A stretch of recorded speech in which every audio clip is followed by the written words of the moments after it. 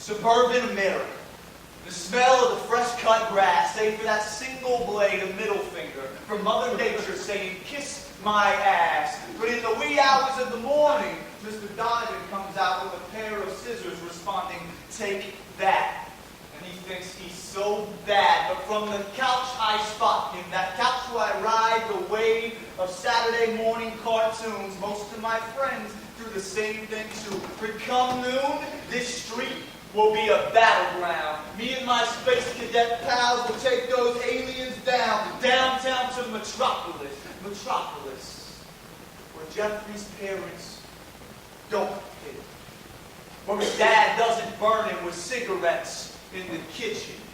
But here in perfect America, we ignore that. Hell, all we care about is playing with toy soldiers out back. And when we lack in imagination, we make up for in boldness. Because when you're young, you don't feel the coldness of the world. Hell, at that age, we didn't even like girls. That all changed. Hell, now we're convinced they're the #1 source of all our pains. But those were different times. Back then, when that's what we were doing, we would simply respond fine and then run off and play in the dirt and grime. And it's way too bad that the girl next door couldn't read the signs. Now the quiet man down the street is corrupted more than the mind.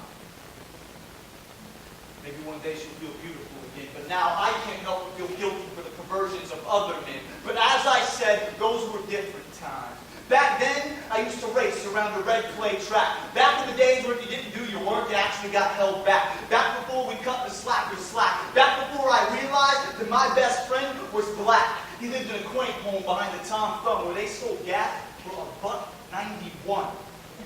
He's probably an NFL superstar now, made a big dream from a little town in a country where a 4.0 40 can turn a life around. See you on TV Sunday, my friend. And if 1 cent water well wishes really do come true, then maybe when I'm rich, I'll shake hands with you. But some kids won't even go to community college, while the adults look on baffled by their lack of a thirst for knowledge, like just because he's a rich kid in a polo shirt, he should be working for 6 figures and in the choir in church, made him believe that he only is what they think he's worth. But now he lives on Venice Beach, drinks when he wants them, and girls at his feet, and that is cool, cool, cool! That's your dream. And all of this was just one little town in America where middle-class failures and middle-class success all hinged on simply trying our best. And while I saw some hearts die way, way too young, some never stopped when they started with